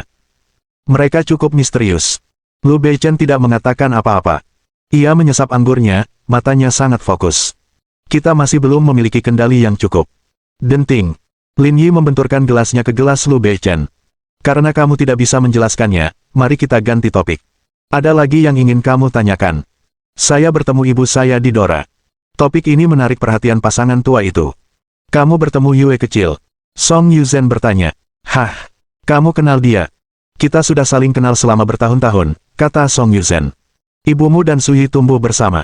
Waktu kecil, dia datang ke rumah kami untuk makan setiap hari. Aku belajar menyulam dari ibumu. Lin Yi tiba-tiba mengerti. Pantas saja dia begitu antusias setiap kali datang. Ternyata mereka adalah kenalan lama. Apalagi yang kamu katakan setelah bertemu dengannya? Ada apa dengan ayahku yang belum pernah kutemui sebelumnya? Identitasnya tidak sederhana, kan? Setiap kali dia memikirkan pertanyaan ini, Lin Yi akan teringat LSP milik Song Jinmin, membuatnya curiga. Lu Beichen tertawa terbahak-bahak. Ayahmu dulu pemarah sekali. Dia bahkan menghajar semua pakar di Yanjing. Lalu, kenapa dia pergi? Dulu, ada anak yang menggoda ibumu dan dibunuh oleh ayahmu. Apakah orang itu sangat mengesankan? Statusnya sangat tinggi. Posisi ayahnya mirip dengan posisi saya sekarang. Bayangkan betapa seriusnya masalah ini saat itu. Lin Yi berhenti berbicara karena dia tahu betapa mengesankannya Lu Beichen. Setelah kecelakaan itu, mereka berdua tidak bisa tinggal di Yanjing lagi. Saya diam-diam mengusir mereka. Saat itulah keluarga Qin mulai merosot. Lin Yi teringat apa yang dikatakan Liang Ruoxu sebelumnya. Keluarga Qin dulunya termasuk 3 keluarga teratas, tetapi karena suatu insiden, mereka menurun. Pasti karena ini. Tidak heran mereka mengejarnya dengan marah ketika dia pergi. Agaknya, setelah bertahun-tahun, dia masih belum benar-benar melepaskannya. Song Yuzhen memegang tangan Lin Yi dengan ramah dan diam-diam menyeka air matanya. Selama ini, tidak mudah bagi ibumu. Tak lama setelah mereka pergi, kau lahir. Namun, mereka berdua bahkan tak mampu melindungi diri mereka sendiri. Ibumu terpaksa mengirimmu ke Yangcheng. Setelah itu, Lu tua kita perlahan bangkit kembali. Keluarga pihak lain perlahan-lahan merosot, dan masalah ini perlahan-lahan diredam. Selain itu, ayahmu bekerja keras dan membuat namanya terkenal di tempat yang dihuni berbagai macam orang. Kehidupan mereka pun membaik sedikit demi sedikit. Song Yuzhen sangat emosional ketika sampai pada bagian cerita ini. Tapi jangan salahkan dia. Dia tidak punya pilihan. Ibu mana yang tega berpisah dengan putranya? Bab 1597. Situasi internasional. Aku tahu. Itu sebabnya kita makan malam bersama. Lin Yi menjabat tangan Song Yuzhen sebagai tanggapan. Saya senang kamu berpikir begitu. Ibu saya baik-baik saja, tapi ayah saya tidak selalu tenang selama bertahun-tahun ini, kan? Kau tidak bertemu dengannya, tanya Lu Beichen. Lin Yi menggelengkan kepalanya. Aku bertemu salah satu bawahannya, orang kelas A. Ekspresi Lu Beichen tenang, dan dia sama sekali tidak terkejut. Aku punya hubungan pribadi yang sangat erat dengan keluargamu. Kami masih berhubungan selama bertahun-tahun setelah kepergiannya, tetapi setelah dia terkenal, identitasnya menjadi jauh lebih sensitif, dan kami jarang berinteraksi. Seandainya Sen kecil tidak datang kepada kami tahun lalu dan mengatakan bahwa dia telah melihat ibumu, aku pasti mengira mereka berdua sudah meninggal. Dengan kata lain, kamu tidak tahu seberapa jauh dia telah melangkah. Entahlah. Aku hanya bisa menebak. Lu Beichen makan kacang dan minum anggur bersamaan. Ia tetap merasa tenang. Ayahmu orang yang sangat ambisius. Kalau dia memutuskan sesuatu, dia akan melakukannya sampai ekstrim. Meskipun aku tidak tahu sudah sejauh mana dia melangkah, panggung dunia pasti punya tempat untuknya. Konon, organisasi-organisasi di luar negeri itu punya peringkat. Seberapa tinggi peringkatnya? Lin Yi sebelumnya mendengar dari Ning Che bahwa organisasi seperti Black Gold Corporation bahkan tidak bisa masuk 20 teratas, jadi dia cukup penasaran dengan masalah ini. Jangan hanya melihat apa yang tampak di permukaan. Apapun yang bisa diungkap ke publik bukanlah sesuatu yang substansial, kata Lu Beichen. Setahu saya, ada beberapa organisasi tersembunyi yang terus-menerus terlibat dalam kegiatan ilegal, semuanya mengincar Pulau Tilia. Ini adalah tempat yang mampu mengubah lanskap geopolitik dunia. Ngomong-ngomong, Lu Beichen terdiam sejenak. Siapapun yang bisa merebut tempat itu akan menjadi raja medan perang. Ekspresi Lin Yi serius. Ia tak menyangka Lu Beichen akan membocorkan informasi rahasia seperti itu. Berdasarkan situasi saat ini, jika ada yang ingin terlibat, mereka akan menyerang bersama, kan? Kekuatan organisasi swasta memang tidak akan sebesar negara, tetapi di tingkat nasional, terdapat banyak batasan. Oleh karena itu, kedua belah pihak telah menciptakan kerja sama secara diam-diam. Dengan demikian, akan ada hubungan tertentu di antara berbagai pihak. Namun, menentukan siapa yang harus diserang dan siapa yang harus dipertahankan masih belum jelas. Bagaimana dengan kita? Apakah kita melakukan hal yang sama? Tidak, kami tidak melakukannya. Lu Beichen menghela napas. Ayo, aku bersulang untukmu. Tidak, aku tidak bisa membiarkanmu melakukan itu. Lin Yi sengaja menurunkan gelasnya. Entah karena urusan bisnis atau pribadi, dia tidak punya hak untuk bersulang untuk Lu Beichen. Kartu terbesar di tanganku sebenarnya adalah ayahmu. Lu Beichen mendesah. Selama bertahun-tahun, kami tidak pernah berhubungan, dan aku pun tidak mungkin menawarkan bantuan apapun kepadanya. Namun, mengingat sifatnya, jika suatu hari nanti ia mencapai sesuatu yang signifikan, ia pasti akan mendukungku. Sampai batas tertentu, kami berada di pihak yang sama, hanya saja kami perlu mengabaikan semua kepentingan eksternal itu. Jadi, anggaplah aku telah memanfaatkan keluargamu. Baguslah kau tahu ini, gerutu Song Yuzhen. Saat itu saya tidak menyadari apa-apa. Seandainya saya tahu Liu kecil pergi menemuinya, saya tidak akan pernah mengizinkannya masuk ke Brigade Zhongwei. Bukankah lebih baik berbisnis dengan aman? Itu takdir. Aku tak bisa mengendalikannya, kata Lu Beichen. Lagi pula, kalau dia hanya berbisnis kecil-kecilan, dia pasti akan berada di bawah kendali orang lain. Kalau keluarga Lin begitu baik, ayahnya pasti tidak akan membunuh orang di masa lalu. Song Yuzhen tidak mengatakan apa-apa, tetapi dia masih merasa sedikit kesal. Silakan minum. Lu Beichen mengangkat gelasnya lagi. Setelah mengucapkan kata-kata ini kepada Lin Yi, ia merasa jauh lebih baik. Dengung-dengung-dengung. Itu adalah pesan dari Ji Qingyan. Apa yang telah terjadi? Aku menelepon Ibu Wang, tapi dia bilang ibu belum pulang, ibu pergi kemana? Saya di sini untuk menemui bos lama. Kau bercanda. Ji Qingyan memutar matanya ke arah Lin Yi. Kau pergi minum-minum dan main-main lagi. Lin Yi terkekeh. Aku memang minum, tapi aku tidak main-main. Lin Yi memutar kamera dan mengarahkannya ke Lu Beichen dan Song Yuzhen. Ji Qingyan tercengang. Dia tidak menyangka Lin Yi akan makan bersama pasangan yang sudah tua. Siapakah mereka berdua? Sulit bagiku untuk mengungkapkan identitas persisnya kepadamu, tetapi nama orang tua ini adalah Lu Beichen. Periksa Baidu dan kamu akan bisa mengetahui lebih lanjut. Meskipun Lu Beichen memiliki banyak identitas tersembunyi, ia hanya bisa menggali apa yang tersedia di internet. Hal ini cukup mengejutkannya. Ini menyelamatkan Lin Yi dari banyak masalah, karena tidak mungkin Ji Qingyan salah paham. Kalau begitu kamu bisa makan dulu. Aku tidak akan mengganggumu lagi. Ji Qingyan sedikit bingung. Umumnya, orang-orang yang bisa ditemukan di Baidu bukanlah warga biasa. Baiklah, aku akan meneleponmu ketika aku sudah selesai. Hah? Oh ya, kamu tidak pergi dengan tangan kosong, kan? Tidak. Lu Beichen menjawab. Dia membeli sekotak susu murni dan sekotak ceri. Totalnya kurang dari 300 yuan. Wajah Ji Qingyan menjadi gelap. Aku benar-benar terkesan. Aku akan memberimu pelajaran saat kau kembali. Setelah menutup telepon, Lin Yi berkata, kamu jahat banget. Kamu langsung nunjukin kekuranganku begitu dia telepon. Kalau begitu, siapa yang berani datang ke rumahku dan membeli barang semurah itu? Aku membeli ini karena kamu tidak kekurangan apapun, kata Lin Yi.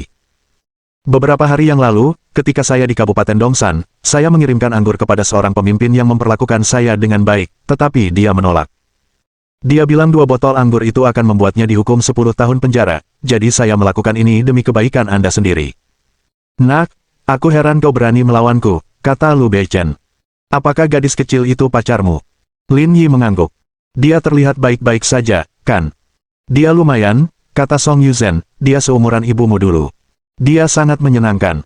Lin Yi terkekeh bangga. Sesi minum berikutnya antara keduanya berkisar di sekitar Lin Yi, dengan Lu Beichen memberinya beberapa petunjuk, menawarkan panduan yang sangat tepat. Tanpa berani berkata terlalu banyak, beberapa nasihat ini saja sudah cukup untuk menciptakan lebih banyak miliarder. Sekitar pukul 1 malam, Lin Yi mengucapkan selamat tinggal ke rumah Lu Beichen. Karena cuaca dingin, Lin Yi menolak tawaran Song Yuzhen untuk mengantarnya pergi dan pergi sendirian. Katakan padaku, apa hubungannya dengan Ruoksu? Tanya Song Yuzhen. Kau benar-benar terlalu khawatir. Ini urusan mereka. Kenapa kau peduli? Tapi dia sudah punya pacar, dan dia masih sangat dekat dengan Ruoksu. Cepat atau lambat, sesuatu pasti akan terjadi. Ini bukan sesuatu yang perlu kita berdua khawatirkan. Biarkan anak-anak muda mengurus urusan mereka sendiri. Lu Beichen terkekeh. Meskipun dia berhubungan baik dengan keluarga Liang, dia tidak berniat terlibat dalam masalah ini. Namun, menurut Lu Beichen, masalah ini mungkin akan membawa banyak masalah bagi Lin Yi. Hasilnya semua bergantung pada apakah Lin Yi dapat menanganinya dengan baik. Bab 1598. Masalah lain. Setelah meninggalkan tempat Lu Beichen, Lin Yi membungkus jaketnya erat-erat di sekujur tubuhnya dan menelepon Ji Qingyan, menjelaskan situasi di sana secara singkat. Akan tetapi, dia begitu ketakutan hingga tidak bisa menutup mulutnya. Dia dengan cepat menemukan informasi tentang Lu Beichen di Baidu. Dia tidak menyangka Lin Yi mengenal orang seperti itu. Kemudian, Lin Yi pergi ke Hotel Pangu untuk bermalam dan mengobrol sebentar dengan Liang Ruoksu sebelum tidur. Awalnya, mereka berdua sepakat untuk bertemu di kantor perusahaan di lantai bawah pada pukul 8 pagi berikutnya. Ketika Lin Yi datang, Liang Ruoksu masih tidur. Ia lupa semua yang mereka bicarakan kemarin. Sudah hampir pukul 10 sebelum mereka akhirnya bertemu. Setelah berkeliling sebentar, Lin Yi membeli beberapa barang untuk Liang Ruoksu sebelum naik pesawat kembali ke Yangcheng. Setelah kembali ke rumah, ia mulai menyibukkan diri dengan tahun baru bersama keluarganya. Kini setelah Guo Ningyue menikah, Lin Yi dan Wu Feiyue menjadi incaran Wang Cuiping. Dia bertindak seolah-olah dia akan memutuskan hubungan ibu anak mereka jika mereka tidak menikah tahun depan. Kedua saudara itu hanya bisa menyetujui dan tidak berani membantah. Wu Feiyue baik-baik saja. Meskipun dia tidak terburu-buru, dia sudah membuat rencana untuk tahun ini. Di sisi lain, Lin Yi berada dalam situasi yang lebih sulit. Masalah antara Ji Qingyan dan Liang Ruoksu belum terselesaikan, jadi dia belum bisa membahas pernikahan. Bagi orang dewasa, tahun baru tidak terlalu menyenangkan. Bahkan, tidak semenyenangkan membuka bungkusan kado. Hal ini terutama berlaku bagi gadis-gadis seperti Ji Qingyan. Berlalunya tahun baru berarti ia bertambah tua 1 tahun lagi. Ia harus berusaha keras untuk menjaga kesehatannya. Setelah makan siang, Lin Yi menemukan alasan untuk keluar dan diam-diam naik pesawat kembali ke Zonghai untuk menghabiskan tahun baru bersama Li Chuhan. Kemudian, sekitar pukul 10, dia bergegas kembali ke Yangcheng. Waktunya tepat. Pada hari pertama tahun baru Imlek, Guo Ningyue kembali dari rumah mertuanya, dan panti asuhan menjadi ramai kembali. Orang yang paling bahagia tentu saja Zhao Guanfu. Ia mengangkat cangkirnya berulang kali dan minum dengan gembira. Beberapa hari berikutnya adalah bagian terpenting dari Tahun Baru Imlek. Singkat kata, mereka sedang sibuk mengunjungi kerabat. Lebih realistisnya, itu waktunya pamer. Sebagai kartu terpenting di tangan Wang Cuiping, Lin Yi tentu saja harus ikut serta. Setelah beberapa hari mengunjungi sanak saudara dan teman, Wang Cuiping mendapat posisi yang mantap di pusat perhatian. Hatinya dipenuhi dengan kegembiraan. Setelah tinggal di Yangcheng selama beberapa hari, Lin Yi pergi ke Yanjing dan bermain dengan Liang Ruoxu selama 2 hari sebelum kembali ke Zonghai. Sekembalinya, pertemuan keluarga berlanjut hingga hari ke-8 Tahun Baru Imlek, yang menandai berakhirnya semua acara makan malam keluarga. Baru setelah itu kehidupan mereka kembali normal. Lin Yi cukup mengesankan sehingga tidak perlu menjilat siapapun. Jika tidak, ia akan terpaksa melakukan serangkaian kunjungan ke sanak saudara dan saling memberi hadiah, sehingga membuat tahun baru lebih melelahkan daripada hari kerja biasa, bahkan bagi mereka yang terbiasa dengan budaya kerja 996. Seperti biasa, kehidupan Lin Yi dan Ji Qingyan sangat damai. Ji Qingyan sedikit terkejut karena Lin Yi tidak keluar untuk melakukan apapun selama ini. Namun, dia juga tahu sifat Lin Yi. Siapa yang tahu kapan dia akan membuat masalah dan menghilang lagi. Di kantor Presiden Lingyun Group, Lin Yi melihat waktu di ponselnya dan terus menghitung hari. Situasi di Kabupaten Dongsan sangat baik. Secara logika, sudah hampir setengah tahun berlalu, jadi seharusnya sudah waktunya. Lin Yi mengetuk-ngetukkan jarinya di atas meja. Hari sudah akhir Februari, dan para siswa sudah kembali ke sekolah satu persatu. Sudah waktunya untuk mengurus sekolah di Kabupaten Dongsan. Kemudian, Lin Yi menelepon Zhao Qi dan berbicara kepadanya tentang rinciannya. Akhirnya diputuskan bahwa konferensi mahasiswa untuk mengumumkan masalah ini akan diadakan keesokan paginya. Presiden Lin, ada sesuatu yang terjadi. Tanpa peringatan, pintu kantor Lin Yi didorong terbuka dan Qi Xianzhao masuk. Ada masalah lain dengan barang-barang yang kami sembunyikan di terusan Panem. Bukankah kita sudah membagi muatannya? Apalagi yang bisa terjadi? Saat inspeksi berkala, pembuat kapal mengatakan ada masalah keselamatan pada kapal dan mereka tidak bisa melanjutkan perjalanan. Ia bilang mereka ingin memeriksa dan memperbaiki kapal terlebih dahulu. Perbaikan. Kenapa kamu baru bicara soal ini setelah barangnya dimuat? Apa yang mereka lakukan tadi? Itulah yang kukatakan, tapi itulah jawaban yang mereka berikan padaku. Sikap mereka buruk. Persetan dengan ini. Lin Yi mengumpat, mereka harus memberikan kompensasi atas apa yang terjadi, kan? Saya sudah berkomunikasi dengan mereka mengenai hal ini. Perusahaan pelayaran bersedia memberi kami kompensasi. Mereka bersedia membayar. Ya, dan dia bilang dia bersedia memberi kompensasi kepada kita sesuai dengan jumlah yang tercantum dalam kontrak. Setelah merenung sejenak, Lin Yi berkata, bicaralah dengan mereka terlebih dahulu dan lihat apa masalahnya. Baik, Presiden Lin. Setelah Qi Xianzhao pergi, Lin Yi tetap diam dengan ekspresi dingin. Dia bisa merasakan ada sesuatu yang mencurigakan dalam masalah ini. Sebelumnya, terusan Panem menolak izin berlayar dengan alasan terlalu kering. Setelah memikirkan solusinya, pembuat kapal berkata bahwa ada masalah dengan kapalnya dan tidak dapat dioperasikan. Di permukaan, alasan pihak lain tampak masuk akal, dan dia tidak menemukan kesalahan apapun di dalamnya. Namun kenyataannya, Lin Yi tidak menganggap ini suatu kebetulan. Mungkin memang ada seseorang yang mengendalikan segalanya di balik layar. Ada satu hal lagi yang tidak mudah ditemukan saat ini. Orang-orang dari otoritas terusan Panem yang menghentikannya untuk pertama kalinya dapat dianggap sebagai pejabat. Namun kali ini, itu adalah masalah pribadi dari perusahaan pelayaran. Yang terpenting, pihak lain bersedia membayar. Karena besarnya ukuran pengiriman, jumlah kompensasinya adalah angka yang sangat besar setelah tertunda sekian lama.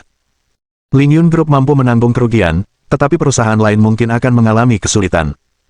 Ini adalah hal yang sangat aneh. Biasanya, perusahaan pelayaran tidak akan membiarkan hal seperti itu terjadi karena semua orang mencintai uang. Tentu saja, mereka akan berusaha menghindari kerugian. Lebih jauh lagi, mereka tidak akan membiarkan pelayaran yang berpotensi bermasalah itu berlayar. Akan tetapi, sekarang setelah masalah tersebut benar-benar terjadi, mungkin ada hal-hal mencurigakan lainnya yang tidak diketahuinya. Ketuk-ketuk-ketuk-ketuk. Lin Yi mengetuk-ngetukkan jarinya di atas meja, merasa bahwa grup Lingyun mungkin menjadi sasaran. Tapi ini hanya satu kesepakatan, dengan total nilai lebih dari $1 miliar. Meskipun bukan jumlah yang kecil, jumlahnya juga tidak terlalu besar. Rasanya agak berlebihan.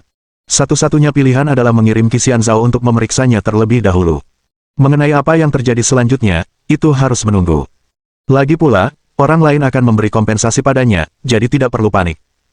Selama 2 hari berikutnya, Lin Yi fokus pada pekerjaan pendidikan di Kabupaten Dongsan. Sebanyak 106 posisi pekerjaan resmi yang disediakan oleh Liang Ruoksu merupakan keuntungan kebijakan yang signifikan bagi sektor pendidikan di Kabupaten Dongsan. Selanjutnya, dia juga menghubungi Lu Yanmin, memintanya untuk memikirkan solusi yang sangat meringankan beban Lin Yi. 2 hari kemudian, setelah mengirim Ji Qingyan ke perusahaan, Lin Yi pergi ke Universitas Normal Zonghai. Ketika dia tiba di sekolah, Sugar sudah menunggunya di pintu. Sugar mengenakan celana panjang hitam berpotongan lebar dengan kemeja kecil di atasnya, menyembunyikan lekuk tubuhnya yang aduhai. Sekarang, payudaranya tampak lebih seperti cup B, dan daya tariknya di mata Lin Yi langsung berkurang setengahnya. Ayo pergi. Semua murid sudah di sini. Kami hanya menunggumu, kata Sugar. Di auditorium kecil di gedung utama Universitas Normal Zonghai. Ada lebih dari 200 pria dan wanita yang duduk di dalamnya. Mereka semua lulusan baru tahun ini. Zhao Qi dan para pemimpin sekolah lainnya juga berkumpul di sini. Magang bukanlah masalah besar, tetapi ini diatur oleh Lin Yi, jadi tentu saja dia harus lebih memperhatikannya. Apa yang coba dilakukan sekolah? Mereka memanggil kita pulang lebih awal. Saya dengar itu tentang magang, tapi instrukturnya tidak mengungkapkan hal spesifik apapun. Tapi ada begitu banyak orang di sini sekaligus. Perusahaan mana yang bisa menerima begitu banyak orang? Saya baru saja memeriksa. Setidaknya setengah dari orang-orang di sini sudah mendapatkan posisi magang.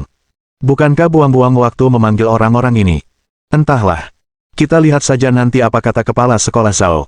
Saat semua orang berdiskusi, Lin Yi dan Sugar masuk. Ayaya, Guru Lin ada di sini. Semua orang yang hadir adalah mahasiswa tahun keempat. Meskipun Lin Yi sudah lama meninggalkan pekerjaannya, banyak gadis masih mengingat jasa-jasanya yang mulia. Saat itu, insiden pemukulan yang dilakukannya terhadap seorang mahasiswa internasional telah menimbulkan kehebohan. Dalam arti tertentu, insiden itu telah mengubah kondisi pendidikan saat itu. Baiklah, semuanya, tenang, kata Sugar ke mikrofonnya. Saya yakin semua orang sudah tahu bahwa alasan utama kami memanggil Anda ke sini adalah kesempatan magang. Namun, saya akan membiarkan Guru Lin menjelaskan detailnya kepada semua orang. Pak, para siswa bertepuk tangan. 10 detik kemudian, di bawah sinyal Lin Yi, tepuk tangan mereda. Saya sudah menghubungi sebuah sekolah negeri di Kabupaten Dongsan, Kota Yuhang. Mereka menggunakan model sekolah gabungan untuk menggabungkan SMP dan SMA. Sekarang, sedang kekurangan guru. Apakah ada yang tahu tentang ini? Ketika mendengar bahwa itu adalah magang di daerah, antusiasme para siswa menurun tajam. Hal ini terutama berlaku bagi mereka yang telah menemukan unit magang di kota tersebut. Mereka tidak lagi mau mendengarkan. Mereka anak-anak yang dimanja. Tak seorang pun mau magang di kabupaten. Keluarga kami dari kota Yuhang. Aku tahu tempat ini, kata seorang anak laki-laki. Kabupaten Dongsan adalah daerah miskin. Konon, perekonomiannya sangat buruk dan gajinya sangat rendah. Gaji rata-rata hanya 2.000 yuan sebulan. Sungguh mengerikan. Begitu kata-kata itu diucapkan, seluruh tempat menjadi gempar. Mana mungkin, apa gaji sekecil itu masih ada di zaman sekarang? Bahkan untuk beli tas saja tidak cukup, kan? Itu terlalu sedikit. Aku jelas tidak mau bekerja di tempat seperti itu. Tapi masalahnya, kami hanya punya gelar sarjana. Bukan dari Universitas 985, juga bukan dari Universitas 211. Bahkan sekolah dasar paling biasa di Zonghai pun tidak mau menerima kami. Meskipun sulit mencari pekerjaan sekarang, itu lebih baik daripada menjadi guru dengan gaji hanya 2.000 yuan sebulan. Itu tidak cukup untuk menghidupi keluarga, kata seorang anak laki-laki. Para siswa di bawah panggung berdiskusi dengan penuh semangat. Mereka tidak terlalu tertarik dengan pekerjaan seperti itu. Bahkan para siswa dari keluarga biasa pun tidak terpikir untuk kembali ke daerah. Mereka belajar keras karena mereka ingin mengubah nasib mereka. Sekarang, mereka tidak akan pernah kembali ke tempat yang lebih miskin. Baiklah, semuanya, tenanglah. Lin Yi tersenyum. Sebenarnya, situasinya tidak seburuk yang Anda bayangkan. Situasi di Kabupaten Dongsan sudah membaik. Gaji untuk magang bisa mencapai 3.500 yuan per bulan. Gaji untuk pekerjaan penuh waktu juga tidak akan rendah. Lagi pula, di masa depan, para petinggi akan meluncurkan rencana-rencana penting. Pasti akan ada pergerakan dan perkembangan besar. Kedua, jika semua orang bersedia tinggal di sana dan bekerja lebih dari 3 tahun, mereka mungkin bisa mendapatkan pekerjaan. Saya rasa ini cukup bagus dibandingkan dengan peluang-peluang lain. Ketika mereka mendengar ada gaji, diskusi intens pun terjadi di bawah.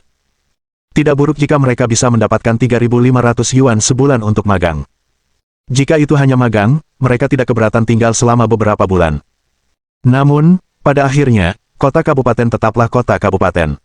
Dalam banyak hal, kota kabupaten tak tertandingi oleh kota-kota besar. Mereka tidak ingin mempertaruhkan seluruh masa depan mereka di sana. Sebenarnya, menurut saya tawarannya cukup bagus, setidaknya ada posisi formal yang tersedia. Mengingat situasi saat ini, bahkan mereka yang bergelar doktor dan magister pun merupakan pekerja kontrak tanpa posisi formal. Tawaran ini cukup bagus. Bagaimana bisa kau begitu naif? Apa kau pikir posisi formal semudah itu didapatkan? Jika pemegang gelar doktor dan magister saja tidak bisa mendapatkan posisi formal, bagaimana mungkin kami, mahasiswa S1 biasa dari universitas biasa, bisa mendapatkannya? Tapi Guru Lin mengatakan bahwa hal itu mungkin untuk didapatkan setelah bekerja selama lebih dari 3 tahun. Kamu juga bilang itu cuma kemungkinan kita dapat pekerjaan. Bagaimana kalau kita tidak dapat? Bukankah semua tahun-tahun muda itu akan terbuang sia-sia? Itu juga benar. Posisi formal sepertinya terlalu mengada-ada bagi kami. Ini mungkin hanya cara untuk mengelabui kami. Lin Yi dan para pemimpin sekolah tidak terburu-buru untuk mengganggu diskusi para siswa. Ini jalan dua arah. Dia tidak bisa memaksakan keputusan mereka. 10 menit kemudian, diskusi berangsur-angsur mereda. Lin Yi memegang mikrofon dan berkata, "Sudahkah kalian mempertimbangkannya? Bisakah kalian memberitahu saya pendapat kalian? Apakah ada yang bersedia datang?" Tak seorang pun di bawah panggung berkata apa-apa, seolah-olah mereka tak berniat menyampaikan pendirian mereka. Zhao Qi menyipitkan matanya dan menatap para siswa di bawah panggung. Ini adalah kesempatan yang diperjuangkan Guru Lin dengan susah payah. Mengapa Anda tidak menghargainya? Persaingan di masyarakat sangat ketat. Dengan kualifikasi Anda, sangat sulit bagi Anda untuk mendapatkan pekerjaan di sekolah manapun. Jangan sia-siakan kerja keras Guru Lin.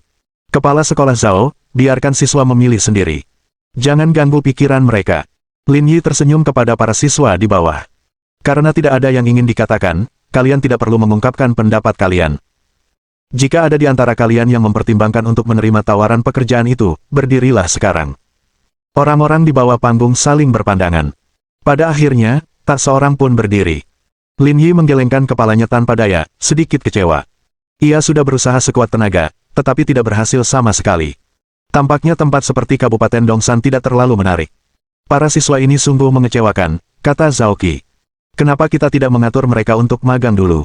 Setidaknya, kita bisa menyelesaikan masalahnya di sekolah dulu. Setelah magang mereka selesai, mahasiswa baru tahun keempat bisa menggantikan mereka. Tapi mengganti guru setiap tahun bukanlah ide yang bagus. Kring kring kring. Saat itu, ponsel Lin Yi berdering. Ternyata Lu Yanmin yang menelepon. Keduanya berbicara selama lebih dari 20 menit sebelum menutup telepon. Kepala sekolah Zhao, kita akhiri saja. Kalau murid-murid tidak mau pindah, jangan dipaksa. Tapi masalah sekolah itu belum terselesaikan. Kita masih harus memikirkan solusinya. Lin Yi tersenyum. Masalah di sana sudah selesai. Seharusnya tidak menjadi masalah besar untuk saat ini. Bab 1600. Penyesalan. Bagaimana masalah diselesaikan hanya dengan menelepon? Baru saja, Sekretaris Kota Yuhang menelepon saya.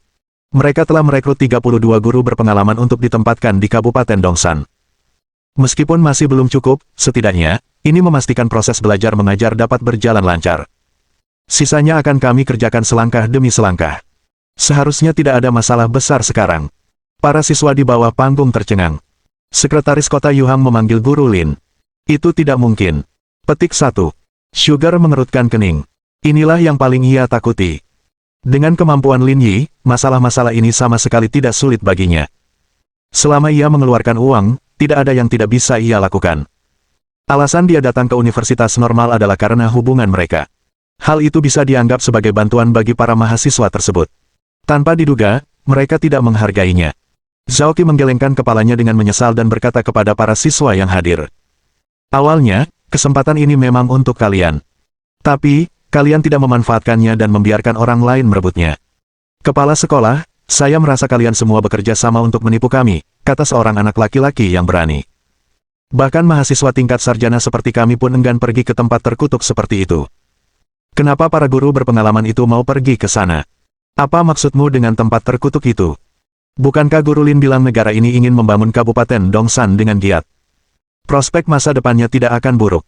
Jangan remehkan Kabupaten Dongsan, kata Zhao Qi.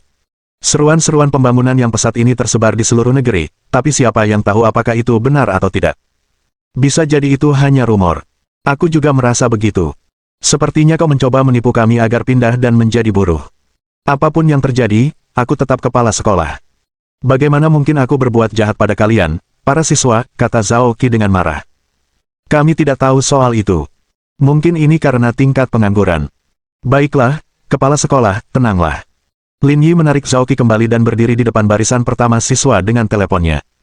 Ini adalah dokumen resmi negara yang dikeluarkan oleh para petinggi. Dokumen ini dengan jelas menyatakan bahwa Kabupaten Dongsan akan diubah menjadi pusat industri teknologi tinggi di negara ini. Dokumen ini juga memberikan rencana yang jelas. Dalam 5 tahun ke depan, pemerintah akan mengalokasikan 30 miliar yuan dan kebijakan pembebasan pajak selama 3 tahun. Kedua, Lingyun Group telah membangun kawasan industri chip di Kabupaten Dongsan. Kini terdapat 2 kawasan dengan ukuran yang sama. Kawasan ketiga sedang dibangun dan akan terhubung dengan kota Yuhang untuk membentuk lingkaran ekonomi baru. Mengenai posisi pekerjaan resmi yang saya sebutkan sebelumnya, saya perlu mengklarifikasi kepada semua orang. Alasan saya mengatakan ada kemungkinan untuk mendapatkan posisi tersebut adalah karena saya hanya memiliki 106 posisi yang tersedia. Saya tidak yakin siapa yang akan mendapatkannya, dan apakah akan ada lebih banyak posisi yang tersedia di masa mendatang. Itulah mengapa saya menggunakan kata-kata ini. Kebohongan yang kau bicarakan itu omong kosong belaka. Ini karena gaji magangmu dibayar olehku sendiri. Kalau aku mau berbohong, aku tidak perlu pakai uangku sendiri. Semuanya, tolong jangan salah paham, kepala sekolah Zhao. Perkataan Lin Yi mengejutkan semua orang yang hadir. Dokumen negara. Berinvestasi 30 miliar selama 5 tahun. 3 tahun pembebasan pajak. 106 slot. Setiap berita dianggap masalah besar. Pada tingkat ini, Kabupaten Dongsan akan menjadi tempat kaya dalam beberapa tahun. Jika mereka mengertakkan gigi dan bertahan selama beberapa tahun, masa depan mereka akan terjamin. Orang-orang di bawah panggung terdiam. Lin Yi tidak mengatakan apa-apa lagi. Ia berbalik dan menatap Zhao Qi. Kita akhiri urusan sekolah sampai di situ saja. Orang-orang dari Yuhang sudah siap. Aku harus pergi dan menghubungi mereka. Aku tidak akan mengganggu guru Lin lagi. Sugar, keluarlah dan suruh dia pergi. Di bawah tatapan semua orang, mereka berdua berjalan keluar satu demi satu. Auditorium kecil itu sunyi. Kepala sekolah Zhao, kami ingin magang sekarang. Apakah kami masih punya kesempatan? Jangan dipikirkan. Sudah terlambat untuk pergi sekarang, kata Qi dengan wajah datar. Kau benar-benar mengecewakanku. Sebagai mahasiswa generasi sekarang, kau bahkan tidak punya sedikit pun visi ke depan. Kau hanya mementingkan keuntungan langsung. Aku sangat khawatir dengan masa depanmu. Hanya saja kami tidak tahu apakah Kabupaten Dongsan akan menerima kebijakan kesejahteraan yang menguntungkan seperti itu. Guru Lin sudah memberitahumu, tapi kamu tidak percaya. Kamu tidak bisa menyalahkan siapapun, kata Zhao Qi. Setelah kejadian ini, kuharap kau ingat untuk tidak menilai sesuatu berdasarkan asumsi subjektifmu. Kalau tidak, penyesalan akan terlambat. Kami juga tidak ingin ini terjadi, kata anak laki-laki yang lebih tinggi dari sebelumnya. Dia benar. Siapa sangka guru Lin akan melakukan hal seperti itu. Lagi pula, dia membiayai sendiri. Siapa yang mau menghabiskan uang untuk hal seperti itu? Karena kamu masih ragu, aku akan mengatakan yang sebenarnya, kata Zhao Qi. Pak Lin bukan hanya guru di komite sekolah, tapi juga wakil kepala sekolah kehormatan di sekolah kami. Selain itu, grup Lingyun yang terkenal di Zonghai adalah miliknya. Beliau adalah presiden perusahaan itu. Karena hubungannya dengan sekolah dan hubungan pribadi kita, dia hanya ingin membantumu. Dia tidak akan peduli dengan gaji magang, tapi kau mengecewakannya. Aku merasa semua ini tidak sepadan dengan waktu guru Lin. Mendesis. Karena munculnya mesin fotolitografi, banyak orang mengetahui tentang Lingyun Group. Tetapi tidak banyak orang yang tahu bahwa Lin Yi adalah presiden perusahaan itu. Para siswa yang hadir dipenuhi rasa penyesalan. Perusahaan sebesar itu telah pergi ke Kabupaten Dongsan untuk berinvestasi membangun pabrik. Ini berarti masa depan mereka akan terjamin. Namun, mereka tidak menghargainya. Sungguh dosa. Kepala sekolah Zhao, apa tidak ada kesempatan sama sekali? Kami ingin pergi. Tidak, mari kita tunda rapatnya. Setelah meninggalkan auditorium, Sugar mengantar Lin Yi ke gerbang sekolah. Berkali-kali ia ingin mengatakan sesuatu, tetapi ragu-ragu. Apakah ada sesuatu yang ingin kamu katakan? Setelah ragu-ragu selama beberapa detik, Sugar berkata, apakah benar-benar tidak ada kelonggaran? Sugar mengangguk. Mereka masih muda dan tidak peka. Jangan dendam pada mereka. Sebagai pemimpin sekolah, Sugar sangat menghargai murid-muridnya. Dia berharap Lin Yi akan memberi mereka kesempatan lagi. Bagaimanapun, ini adalah keputusan yang dapat memengaruhi kehidupan mereka. Kau terlalu meremehkanku. Aku di sini untuk menyelesaikan masalah, bukan untuk melindungi egoku. Lin Yi tersenyum. Namun, saya mungkin tidak bisa bertemu langsung dengan mereka. Jika ada kandidat yang luar biasa, Anda bisa merekomendasikan mereka kepada saya secara pribadi. Sugar tersenyum. Kalau begitu, semuanya beres. Setelah percakapan singkat, Lin Yi berkendara menuju kota Yuhang. Dalam perjalanan, ia menelepon Ji Qingyan. Tuan Lin, apakah Anda merindukan saya? Tanya Ji Qingyan dengan manis melalui telepon. Apakah kamu punya kemampuan khusus? Bagaimana kamu tahu? Saya punya alat penerima sinyal yang bisa menangkap sinyal Anda. Receivermu pasti rusak. Sebaiknya kamu beli yang baru. Mohon dukungan dari omom ante-ante sekalian. Buat subscribe atau sharekan novel Mimin ke Facebook kalian, agar channel Mimin bisa terus berkembang. Dengan begitu, Mimin bisa lebih semangat untuk up novel seru lain ke depannya. Buat teman-teman yang sudah subscribe dan sharekan novel Mimin, Mimin ucapkan terima kasih sebanyak-banyaknya.